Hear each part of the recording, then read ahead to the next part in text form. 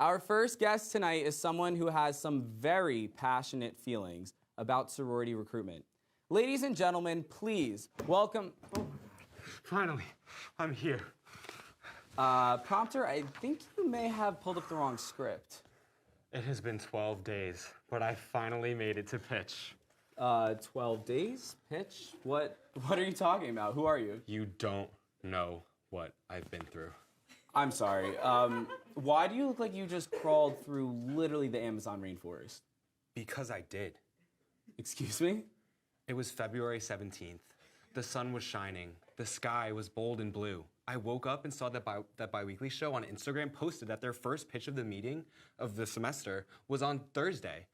The location was 77 East Main Street, a building simply called TOSS. Simple, right? I'm not sure what you're getting at here. I ventured out onto Main Street, my innocent eyes still gleaming with hope. I walked past Grotto's, Duncan, that camera shop that's connected to a Christian Science reading room, until I reached it, 77 East Main, Gloss Salon. I fell to my knees. Did they make a typo? I thought it said Toss, not Gloss. I entered, but was met only by the staring eyes of hairdressers. I walked out, defeated. Okay, I think I get it now. You were probably just having trouble finding Toss. It's a little tricky, and I still remember the first time that I How could I have made this mistake? Ever since committing to UD, my only dream had been to join bi-weekly. How could it have been crushed so soon? No, I told myself, I can't give up now. I mean, you should have probably just DM'd us. I'm sure someone would have come out to find you. There I went on the road again. I took the first bus that I saw. I feel like that's a terrible idea. I mean, why didn't you just use a bus app? Wait, hold on. Why didn't you just talk to someone and ask where Toss was? Hours passed.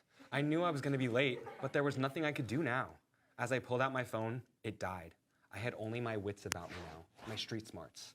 This was everything my father had trained me for. Trained you for? For what? Taking a random bus without checking where it's going? I fell asleep until the sun pierced through the window I had been drooling on all night long. Ew. I looked around. It felt noticeably hotter inside the bus. Outside was a huge sign that read, Mexico. Luckily, I had my passport on me. Do you just carry your passport with you at all times? I crossed the border and began my journey south, by foot. Why wouldn't you just get back on the bus you came on? Don't you have class? You know, something was telling me in my heart that the only way I could find myself was to find Toss. I ventured deep into South America trying to make sense of it all. I'm gonna be honest, I'm totally lost here. That's exactly what I said, but I wandered on. You know what they say, not all those who wander are lost. I mean, I guess that's true. After a few more days, I found it. A long-lost ancient civilization in the Amazon rainforest.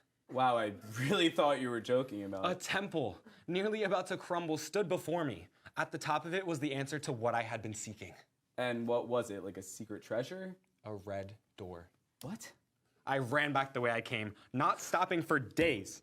I don't think that's humanly I possible. hailed the taxi cab driver I befriended in Mexico. I thought you said you traveled by foot. I reached the border and threw my passport at the border patrol guards. I wouldn't be needing that anymore. What if you wanted to do a semester abroad? I got back on the bus, took the steering wheel myself, and floored it all the way up I-95. Wow, I didn't realize I-95 went that. I hopped off the bus, tripping over my feet as I sprinted to the place I had once admitted my defeat to. But this time, I went around the building and saw it, a red door. You didn't even check to see if there was another entrance when you came to pitch? I'm pretty sure the Instagram post said behind glass salon. I mean, I guess I should have put it in bold, but... I pried the handle off the doors and bolted inside. To my dismay, an empty room. I had missed pitch. After all that soul searching, my singular dream had been crushed. I left Toss devastated. The only thing that could possibly cheer me up now was an iced macchiato from Perkins Duncan. I slumped down Main Street and turned right on Academy. Just as I nearly gave out from exhaustion, I looked to my left and saw the most beautiful thing I had ever laid my eyes on. A satellite dish on top of a white marble building. A satellite dish in a white marble building. I could recognize that dish anywhere. And that white marble building, not even the White House could compare. It was Pearson Hall, home of STN 49 in the bi-weekly show. Yeah, that would be correct. I snapped back into consciousness, using my final burst of energy to plow through the double doors, gallop through the hallway, and charge into the studio until finally I saw that beautiful, shiny red head of hair. And then you completely stole our first segment slot and ruined our season premiere. Not to mention you smell like really bad. I could not be any happier than I am at this moment. All right, please don't get all sappy with me. I don't really do well with crying.